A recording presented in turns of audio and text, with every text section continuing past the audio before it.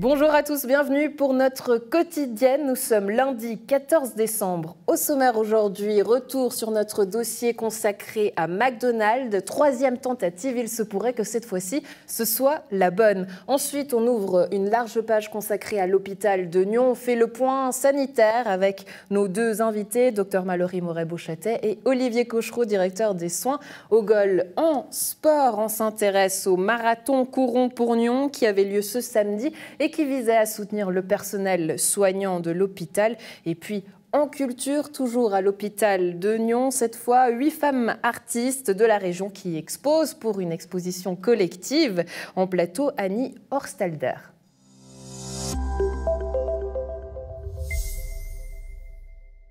Après 2 tentatives pour s'implanter à Gland, l'une en 2002, l'autre en 2015, McDonald's pourrait bien réussir à venir à Gland, justement, cette fois-ci, malgré toujours de vives oppositions des citoyens. On fait le point avec la responsable communication suisse, Béatrice Montserrat, bonjour. Bonjour. Merci beaucoup d'être avec nous. Alors, justement, avant de discuter de ces nouvelles et de votre arrivée à Gland, qui pourrait bien avoir lieu cette fois-ci, j'aimerais faire le point avec vous sur votre organisation en ces temps de Covid. Comment est-ce que cette pandémie a impacté votre entreprise? Alors, l'impact était là, c'est indéniable. Elle a impacté de la manière suivante. Pour nous, la priorité numéro 1, ce sont nos collaborateurs et nos hôtes. En partant de là, évidemment, tous les impacts ont été autour de cette sécurité, autour de cette protection. Donc, que ce soit les mesures, si vous allez dans un restaurant, les masques, les gants, les plexiglas, le marquage au sol, on a tout mis en place pour que si vous vous rendez dans un restaurant McDonald's, vous êtes à l'aise. Puisque si vous n'êtes pas à l'aise, ce n'est pas un petit moment de plaisir pour vous, ni pour nos collaborateurs. Donc ça, c'était le plus important. Pourtant, le drive, c'est un peu une recette maison chez vous. Qu'est-ce qui fait que ce soit autant compliqué à s'adapter à cette situation ? Et une entreprise comme McDonald's est très performante parce que les processus sont éprouvés. Donc on sait, on fait ça depuis des années, c'est pour ça qu'on est reconnu, c'est pour ça que les Suisses viennent chez nous, c'est puisque ça va vite et que c'est bien fait et qu'on répond à des attentes. Et du moment où il y a une nouvelle procédure qui se met en place, donc là, à chaque fois que le conseiller fédéral nous a dit maintenant, vous avez le droit d'aller jusqu'à 50 personnes en restaurant, maintenant, c'est plus que 5 personnes, maintenant, vous pouvez faire le take-away, vous ne pouvez pas, etc. Nous, à chaque fois, on s'adapte. Donc, à chaque fois, ça représente une nouvelle procédure, donc de la complication, donc à l'interne pour nous, énormément de communication, énormément de dialogue avec nos collaborateurs pour que tout le monde soit au même point. Quelles conséquences financières est-ce que ces fermetures ont eues sur votre entreprise, pardon ? Alors, conséquences, il y a eu. Imaginez, il y a 170 restaurants sur toute la Suisse. Pour la Suisse romande, c'est 52. Si je reviens sur le canton de Vaud, c'est 22 restaurants dans le canton de Vaud. La moitié de ces restaurants ont la chance d'avoir un drive. Donc, le drive est quelque chose qui nous sauve en cette période de pandémie, au même titre que, par exemple, le McDelivery, donc la livraison à domicile. Ça, c'est aussi quelque chose qui nous sauve. Et puis, le take-away. Donc, concrètement, qu'est-ce que ça veut dire? Qu'il n'y a pas de perte dans le chiffre d'affaires? Si, perte il y a, parce que justement, vous avez une moitié des restaurants qui n'ont pas de drive, et ceux-ci, au mois de mars-avril, nous les avions fermés totalement, donc 6 semaines sans hôtes, sans personnes, sans fournisseurs qui nous livrent leurs ingrédients. Donc là, il y a eu un impact, c'est clair. Alors, on revient d'ici quelques instants. On a également donné la parole au franchisé McDonald's à Nyon, Thibault Lafaux de Collonges. ça a été très difficile au départ. On a été assommé par la nouvelle de la fermeture. Et puis finalement, on a repris du poil de la bête et ça a été une période qui nous a permis de nous remettre en question, de travailler des points de développement, comme par exemple notre drive, qui est parfaitement adapté aux gestes barrières et finalement à cette crise du Covid. Et donc, nous avons travaillé notre rapidité à servir nos autodrives. Bien évidemment, je reviens sur le début, on a souffert des plannings pour nos 110 employés qu'on a dû refaire 3, 4, 5 fois. Mais la conclusion, c'est qu'on a beaucoup appris de cette crise et on a pu progresser sur des domaines sur lesquels on avait moins de temps de travailler. Et donc, le chiffre d'affaires sur les drives a permis de compenser les pertes que nous pouvions faire dans un restaurant comme celui du centre-ville. Oui, le centre-ville a été fermé au public comme le drive et nous avons par contre pu assurer la livraison avec nos partenaires que sont Smoot, Taxifood, Uber Eats. Je ne pourrais pas m'avancer sur les chiffres pour des questions de confidentialité. Par contre, je peux vous dire que nous avons perdu en chiffre d'affaires. Nous avons malgré tout pu maintenir l'emploi et nous avons pu garder la totalité de nos effectifs. Très heureux de ces réouvertures qui interviennent le 10 décembre. Et comme vous pouvez le voir autour de vous, toutes les équipes sont en train de s'affairer. On est en train de mettre les décorations de Noël qu'on ne pensait ne pas voir cette année dans nos restaurants. Nous avons beaucoup investi pendant ces périodes d'inactivité. Et on aura même une surprise pour nos hôtes, ça comptait début d'année prochaine, où on lancera dans l'application McDonald's la possibilité de commander et de payer directement depuis sa table, sans même avoir à passer par nos kiosques de commande. Béatrice Montserrat, on vient d'entendre Thibault Lafaude-Collonges qui dit l'occasion d'apprendre sur plusieurs domaines. Lesquels, par exemple? Tout ce qui est protection, sécurité, je m'excuse, mais je reviens toujours à la même chose. C'est vraiment ce qui compte le plus. Et puis, là, on a aussi appris, c'est que au niveau de la communication entre les collaborateurs et puis les franchisés et le centre, les choses, grâce à cette crise, se sont en fait intensifiées. Donc, si on regarde le côté positif, c'est vraiment ce qui est sorti. On est sorti plus fort au niveau de la communication, au niveau, on va dire, au niveau du groupe. Est-ce que l'image du McDonald's, on a empathie justement parce qu'on a entendu aussi plusieurs grognes quand il y a eu toutes ces files face au McDonald's, des gens qui n'étaient pas contents, forcément les restaurateurs qui se disent mais comment est-ce que McDonald's peut réussir et nous pas? Est-ce que l'image du McDonald's est impactée? Alors là, de nouveau, au niveau de l'image, je dirais plutôt, c'était absolument incroyable pour nous de voir à quel point les gens nous aimaient et nous aiment et attendaient la réouverture de nos restaurants. Parce que c'était en ce temps de confinement, donc la première vague, où tout était fermé. Et le fait que McDonald's réouvre, c'était vraiment un signe pour la population suisse que les choses redeviennent à la normale. Et puis, on a eu cet élan. On a été un tout petit peu surpassé par cet élan, mais on a eu, je peux vous raconter une anecdote qui était marrante. Évidemment, on pouvait aller au drive uniquement en voiture, puisque à pied, pour des raisons de sécurité, c'était pas possible. Donc on a eu un cas en Suisse allemande où il y avait un de nos clients qui voulait tellement aller au drive qu'il a essayé, qu'il est revenu, il a essayé toutes sortes de solutions et finalement il a pris un taxi et il a passé dans le drive avec le taxi et puis il a pu commander son hamburger. Et pour tous ceux qui sont fâchés, les restaurateurs, contre qui finalement vous êtes, ceux qui ne peuvent pas ouvrir, qu'est-ce que vous leur dites? Les restaurateurs, nous aussi, on a fermé. Donc, il faut pas, on ne voit pas ça comme opposition de McDonald's contre les restaurateurs. J'entends, on fait partie de Gastro Suisse, on fait partie de Gastro Vaud. C'est une fédération, j'entends, ce sont nos collègues, ce n'est pas l'un contre l'autre. Enfin, votre arrivée à Gland, elle pourrait bien se faire cette fois-ci, je le disais en introduction. Le projet devait être validé à la CAMAC. Où est-ce que ça en est?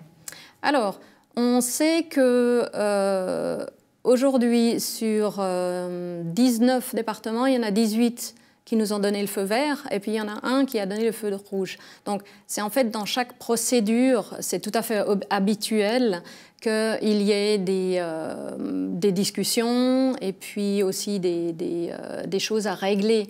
Une histoire de centimètres sur un trottoir, quelque chose qui pourrait se corriger? Absolument, absolument. Mais de nouveau, c'est pas encore fini, donc on est encore en discussion. Et puis, on espère bien régler ça au plus vite. Et si tout va bien, en 2021, il y aura un McDonald's à Gland. Vous êtes optimiste, 2021, c'est quoi? Tout début d'année? Je ne pourrais pas m'avancer là-dessus. Alors on va dire notre optimisme il dépend du permis de construire, donc on espère au milieu de l'année. Béatrice Montserrat, merci beaucoup d'avoir été avec nous et d'avoir répondu à nos questions. Merci à vous.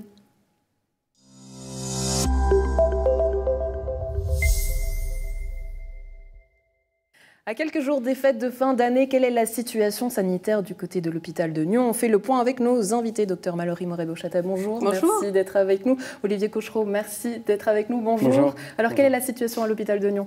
La situation aujourd'hui est plutôt sereine, je dirais. Sereine parce qu'on voit évidemment un nombre de cas qui a bien baissé, que ce soit pour la médecine ou pour les soins intensifs, de nos patients notamment intubés. Sereine parce qu'aujourd'hui, on voit qu'on maîtrise. La semaine dernière encore, on avait un nombre de patients qui était au-delà du pic de la première vague. Et pourtant... C'est environ le 7 novembre, donc on peut dire que le pire est passé, justement, si on commente ces chiffres. Tout à fait, tout à fait. Et aujourd'hui, finalement, même avec cette baisse, et pourtant ayant quand même quelques cas, je m'excuse, j'ai perdu. On a des mouvements au plateau, voilà, comme ça vous savez tout, mais on va continuer. Ils sont Covid compatibles, donc vous inquiétez pas, sauf si vous voulez un peu de gel dans la bouche. Docteur Mallory Beauchâtel, plus sérieusement, voilà, on a l'impression que finalement le canton de Vaud est un peu un îlot isolé où tout se passe bien par rapport aux alentours. De quel œil est-ce que vous voyez ça? Alors les choses se passent bien parce qu'on a fait en sorte que ça se passe bien grâce en particulier au fait qu'on a augmenté de beaucoup nos capacités d'accueil aux soins intensifs et en médecine. Alors les choses, elles se passent bien parce que tout le monde travaille pour, en fait. Après, je nuancerai un tout petit peu l'optimisme de M. Cochereau parce que effectivement, les choses maintenant sont à la baisse. Mais ce qu'on constate, c'est que la vague, au lieu de redescendre de façon plus abrupte, on a une sorte de plateau qui reste beaucoup plus élevé que le niveau qu'on a connu cet été. Et on voit que dès qu'on relâche un tout petit peu les mesures, les taux de contamination restent quand même élevés et on sait que une partie de ces patients vont finir à l'hôpital malheureusement et a fortiori aux soins intensifs. Donc on reste sur nos gardes, mais avec un niveau de fonctionnement qui est maintenant pratiquement celui qu'on a habituellement.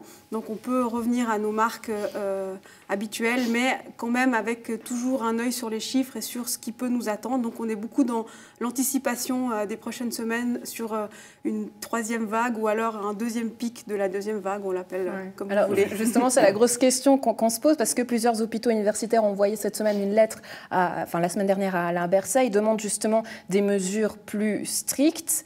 Vous, comment vous préconisez ce passage de Noël où on va tous se retrouver, au fait? C'est vrai que c'est compliqué parce que les gens, ils ont besoin en fait de ça. Nous aussi, on a besoin de retrouver nos familles, d'avoir quelque chose d'un petit peu chaleureux et un peu spontané. Et c'est vrai que c'est difficile de demander aux gens de continuer à faire cet effort. Après, ce qu'on constate, c'est que quand les mesures ne sont pas strictes, la contamination ne baisse pas de façon aussi stricte. Et voilà, on l'a appris et c'est vraiment parallèle entre les mesures et le taux de contamination.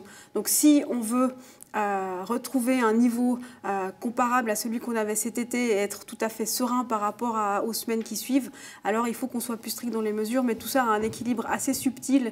Et encore une fois, je suis bien contente de m'occuper des patients et pas de ces décisions politiques qui sont extrêmement difficiles. Et moi, je comprends vraiment la population qui est lasse de tout ça et qui a envie un peu de légèreté et de joie, et les fêtes de fin d'année quand même s'y prêtent bien. Ouais, de retrouver une normalité et de faire ces fêtes au mieux qu'il soit. Justement, Olivier Cochereau, les règles à la maison, chez vous, qu'est-ce que vous allez appliquer? Alors, on va appliquer la même chose qu'aujourd'hui. Ça veut dire que les fêtes, évidemment, on va se retrouver avec des distances, donc c'est bien, mais je l'applique moi, notamment avec mes beaux-parents. Alors, je vais vous raconter, mais quand on arrive, on garde les masques, évidemment. Il n'est pas question de s'embrasser ou autre. Donc, on garde bien les masques. Et puis, vous gardez les masques à la maison? Bien sûr, on garde les masques. Et une fois qu'on est assis, on se met à une distance. Et puis là, pour manger, évidemment, on va enlever les masques. Mais sachant que c'est des personnes âgées, évidemment, il faut absolument... on a entendu des choses totalement aberrantes. Les grands-parents ailleurs, dans une autre pièce. Est-ce que ça. Non, il ne faut pas aller, je pense, jusque-là, hein, mais effectivement, prendre certaines mesures, et c'est ce que je voulais dire tout à l'heure, mais décidément, ces moucherons, ils ont décidé de m'embêter. C'est effectivement, on est dans une situation plus sereine, mais évidemment, on garde la vigilance et la prudence, ça c'est évident. Hier encore, en se promenant, j'ai vu qu'au bord du lac, hein, les gens n'avaient pas les masques, et ça, vraiment, c'est extrêmement important. Donc, on peut aller faire du ski, on peut aller faire les courses, mais toujours avec le masque et en respectant évidemment les règles d'hygiène et les distances. Ça, c'est extrêmement important si on ne veut pas que la troisième vague soit aussi volumineuse, j'ai envie de dire, que la deuxième. Ça, c'est clair. Le ski, parce que vous en parlez justement, ça vous inquiète. On sait que là, ça peut aussi surcharger les hôpitaux, plus d'accidents. Comment est-ce que vous vous préparez à tout ça ? Alors, on se prépare comme on a fait entre la première et la deuxième. Ça veut dire qu'on est prêt à tout moment à remonter notre dispositif d'accueil des patients surnuméraires, donc les patients Covid en plus. Voilà, maintenant on l'a fait 2 fois, donc on est très au clair de ce qu'il faut faire pour une troisième éventuelle vague. Après, j'ai envie de dire... Quand les gens sont à l'extérieur sur les pistes de ski, c'est encore pas là le problème. Hein. Le problème, c'est les files d'attente, au restaurant. Et puis, si les gens respectent les distances, mettent les masques, il faut quand même qu'on puisse leur permettre d'avoir une activité à l'extérieur pendant l'hiver. Sinon, ça va être long jusqu'au printemps. Enfin, un mot sur les vaccins. Est-ce qu'il y a des nouvelles, Olivier Cochereau ? Alors, on a des nouvelles, oui. On a effectivement le canton qui nous a informé que les choses allaient arriver. Hein, donc ça, c'est sûr. Nous, on a déjà réfléchi. On va essayer de trouver des mesures pour s'adapter assez rapidement, puisque c'est quand même un nombre inconsidérable de gens qu'on doit vacciner, et le plus rapidement possible, évidemment. Donc probablement fin janvier, en tout cas, les nouvelles devraient arriver par l'OFSP, qui va nous dire comment est-ce qu'on va pouvoir vacciner. Alors nous, la question, c'est est-ce qu'on va vacciner seulement nos collaborateurs, et quelle campagne de vaccination on va faire, hein, parce qu'il va falloir motiver, évidemment, tout le monde à se faire vacciner. Et puis, à savoir c'est un gros enjeu, hein, parce que finalement, on se pose toutes ces questions. Combien de temps est-ce que ce vaccin va être valable ? Enfin, comment est-ce que de quel œil vous voyez ça ? Vous êtes prêt à vous faire vacciner ? Est-ce qu'il y a un risque ? Alors, sans hésiter, nous, on se fait vacciner 3 fois, on a dit s'il faut, mais c'est sûr qu'on se fera vacciner. Oui. Alors, je pense que c'est la seule solution si on veut sortir de cette crise. Hein. Moi, je ne vois pas d'autres solutions maintenant sur le plan médical pour qu'on puisse reprendre une vie vraiment normale, c'est-à-dire partir en vacances, boire des verres sur des terrasses, aller à la piscine sans masque, sans restriction. Et moi, j'y vois vraiment la seule solution. Après, il faut informer les gens, expliquer, et qu'ils puissent adhérer à cette campagne de vaccination. Et ça, c'est là, en fait, le travail. Pour les gens qui ont peur, je vous avoue, moi j'ai peur. Je me dis, mais qu'est-ce qui pourrait arriver ? Est-ce que c'est vraiment fiable ?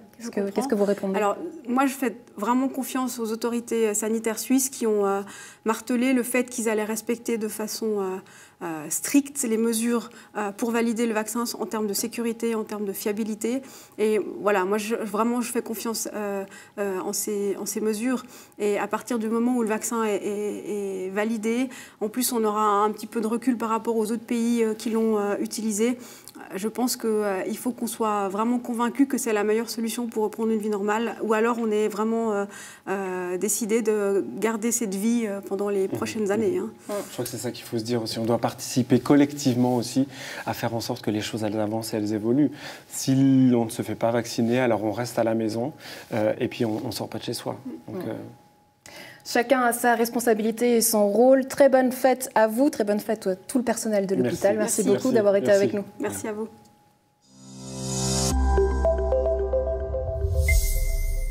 Ils sont arrivés à l'hôpital de Nyon sous les applaudissements du personnel soignant.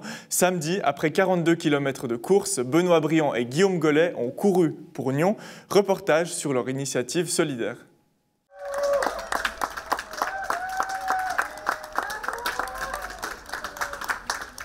L'idée, c'était de faire un marathon et donc on a fait les 42 km aujourd'hui. Et ça s'est plutôt bien passé et c'était vraiment l'idée d'être ensemble aujourd'hui, de faire un effort pour l'hôpital de Nyon et son personnel soignant. On a fait quand même deux, trois petites pauses. C'est vrai qu'on a, y a ma mère qui habite à Founet, donc on a fait une petite pause à Founet après plus ou moins 10 km, ça jouait assez bien. On a Jess, la copine de Benoît, qui nous a aussi ravitaillé à Bellevue. Après, on a un autre copain, Nicolas Virchow, qui nous a ravitaillé à Coppet avec la musique. Et puis après, on a vite rejoint aussi. Il y a ton frère aussi qui nous a ravitaillé un peu. Donc, puis après, il y en a eu tout le soutien finalement de. Il y a quoi, 6 ou 7 personnes de l'hôpital finalement qui nous ont rejoints autour de Cran, plus ou moins, Céligny. Donc, non, c'était chouette. En tout cas, on a senti qu'ils étaient contents qu'on ait fait cette initiative. Donc, c'est ça le principal. C'est deux jeunes adultes absolument sympathiques qui sont venus me trouver il y a quelques semaines avec cette idée géniale de faire courir toute la région pour soutenir le personnel soignant de l'hôpital. Évidemment qu'on a accueilli ça bras ouverts. Ils ont tout pris en charge, ils ont parfaitement organisé ça et puis ils ont bouclé l'opération avec un marathon aujourd'hui. Passage par Genève et retour aux urgences de Nyon, un vrai marathon de 42 km et demi. Sérieusement, c'est magnifique. Même sur les 5-6 derniers kilomètres, on était 6 ou 7, plus nous deux, à être accompagnés jusqu'à l'hôpital. Des gens qui travaillent ici à l'hôpital avec cette arrivée, avec l'apéro qui sont en train de nous préparer maintenant. Donc c'est vraiment ce qu'on voulait faire au final et c'est vrai que c'était un très joli moment. On voulait le faire un petit peu discret dans notre coin, alors c'est clair que ça prend un peu plus d'importance que ce qu'on avait peut-être pensé au départ, mais pourquoi pas, on a réussi finalement à mobiliser quand même pas mal de personnes, il y a plus de 70 inscrits mine de rien. Donc on n'est pas tout seul là-dedans, c'est vrai qu'on fait un peu les guignols, mais on n'est pas tout seul dans ce projet et puis ça fait plaisir de pouvoir remercier tout le monde et puis de sentir que tout le monde est heureux avec ça. Pendant la première vague, on avait la population qui applaudissait tous les soirs, ça nous faisait énormément de bien. Nos professionnels sont au front, ils s'impliquent énormément, ils ont un tout grand sens du devoir, mais c'est vrai que c'est des câlins qui font beaucoup de bien. C'est une démarche intégrée, c'est-à-dire qu'ils vont faire travailler aussi les boulangeries de la région et puis ils vont offrir aux 1000 collaborateurs du GOL, donc c'est une grande entreprise, des petits déjeuners pendant un nombre de jours que je ne connais pas encore mais qui est très supérieur à leurs meilleures espérances parce qu'ils ont beaucoup fait courir la région et puis les gens, la population a joué le jeu et on va avoir des croissants pendant très longtemps au GOL grâce à eux. On va gentiment atteindre les 10 000 francs récoltés depuis qu'on a commencé l'initiative le 15 novembre. Donc c'est magnifique. Merci aussi à vous qui avez donné de votre argent et qui avez fait beaucoup d'efforts ce dernier mois. Du coup, on va pouvoir un peu étendre le projet. Donc c'est clair que les petits déjeuners, c'est un peu la première idée qu'on a eue ici. Et clairement, maintenant, on s'est rapproché aussi. Donc il y avait des distributions alimentaires, justement, la soliderie, ça s'appelle. Et du coup, on va aussi pouvoir investir un peu là-dedans pour acheter de la nourriture pour les personnes les plus défavorisées à Nyon. Donc voilà, de toute façon, l'argent, il sera pas perdu et il y a toujours des gens aidés. Donc en tout cas, ça, c'est vraiment une bonne nouvelle pour nous. En tout cas, on est fiers de ça, je pense, de pouvoir apporter notre petite pierre à l'édifice. J'ai recruté le frère en plus, là.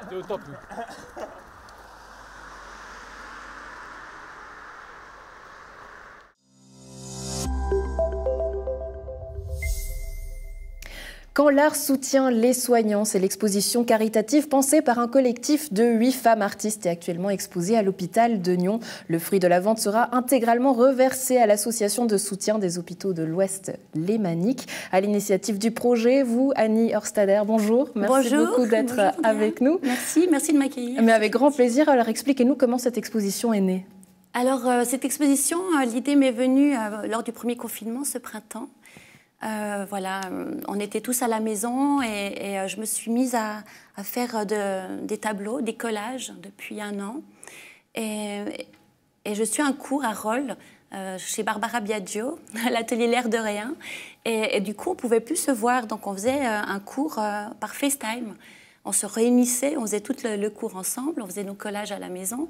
C'était participatif, mais chacun chez soi, mais du coup, on faisait de l'art. Et je voyais ces infirmiers, ces infirmières, ce personnel soignant qui était au front. On parlait justement de ce virus qui était pas, qui nous est tombé sur la tête.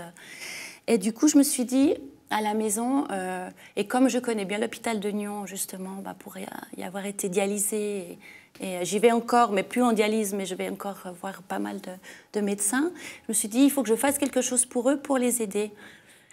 Et l'idée m'est venue là, lors du premier confinement. J'ai dit, voilà, on fait des tableaux, on fait de l'art, et j'ai envie que ce qu'on est en train de faire puisse les aider. Et je savais qu'il y avait une exposition, je savais qu'il y avait justement à l'entrée de l'hôpital de Nyon, on peut exposer. Alors on voit justement quelques-uns de ces tableaux derrière nous à l'image. L'art comme moyen exutoire, qu'est-ce que vous vouliez raconter au travers de cet art?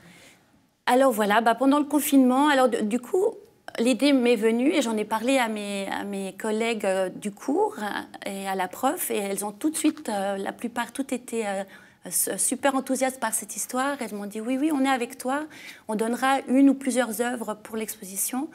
Et voilà, elles ont toutes adhéré à cette solidarité que l'on aimerait aider justement le personnel soignant. Alors, vous en avez dit quelques mots avant. Vous avez un lien tout particulier avec l'hôpital de Nyons, une histoire de vie que vous racontez aujourd'hui dans un livre greffé à la vie. C'est quoi votre histoire? Alors voilà, en 2015, j'ai appris que mes 2 reins ne fonctionnaient plus, donc que j'allais avoir besoin d'une greffe. Donc autant vous dire que là aussi, c'était le ciel qui me tombait sur la tête. Parce qu'on n'est jamais prêt à ça, on ne s'y attend pas. Même si j'avais déjà un problème rénal, une insuffisance, mais elle s'est aggravée par la suite. Depuis ma jeunesse, au fait, j'avais été opérée à l'âge de 9 ans. Et du coup, c'était un peu compliqué à l'accepter. L'acceptation, je vivais un peu dans le déni. Mais je me suis mise à écrire d'abord pour moi, comme un journal intime, dans un petit cahier à fleurs. Un petit cahier à fleurs que normalement vous avez toujours avec vous. Vous écrivez quoi, vos sentiments à ce moment-là? Voilà, en fait, c'était un exutoire, j'avais vraiment besoin d'écrire. Après, pour moi, premièrement, après pour... mes 2 filles étaient adolescentes très jeunes à l'époque, 12 et 14 ans. Et du coup, j'avais envie d'écrire pour elles, pour qu'elles sachent vraiment ce que j'ai traversé. Pour mon mari, pour mon entourage. Et après, je me suis dit, voilà, mon expérience, maintenant j'ai été greffée en 2017 d'un rein. Mon cousin m'a sauvé la vie, donc j'ai eu la chance d'avoir et le bonheur d'avoir un don vivant. Et mon expérience, mon vécu, c'est un récit de vie. Je me suis dit, voilà, mon petit cahier de fleurs où c'était vraiment pour moi, pour mon entourage, je me suis dit, je vais le mettre en page et j'aimerais le distribuer, le communiquer le plus possible pour que d'autres personnes qui aient à traverser ce que j'ai traversé, que ce soit un message d'espoir. Voilà, je suis là, je suis debout.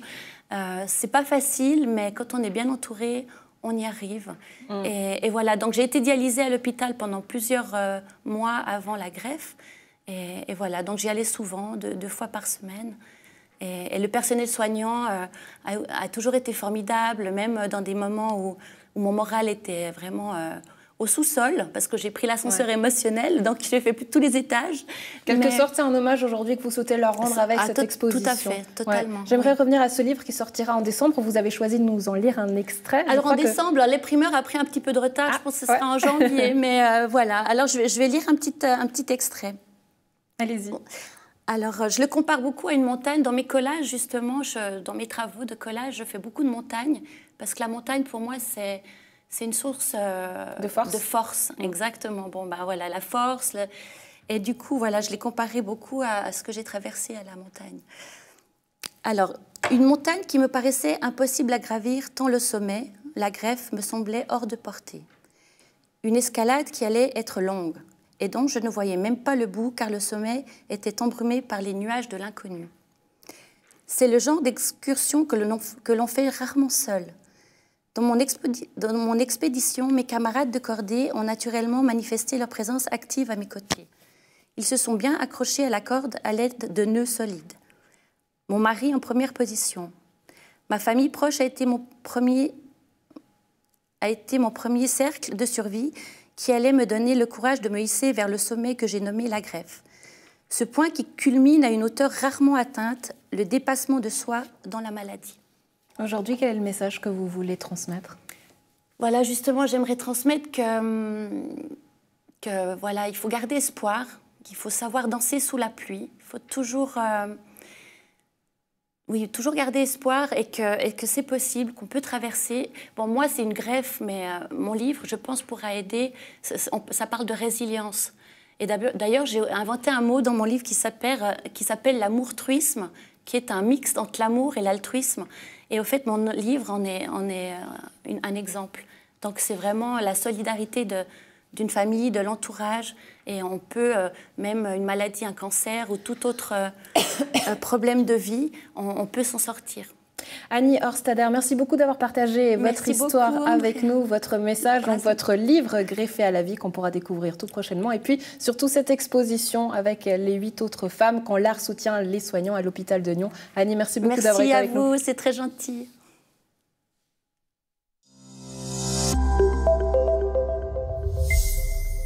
C'est tout pour la quotidienne du 14 décembre. Un plaisir d'avoir été en votre compagnie. On se retrouve demain. Très belle soirée à tous.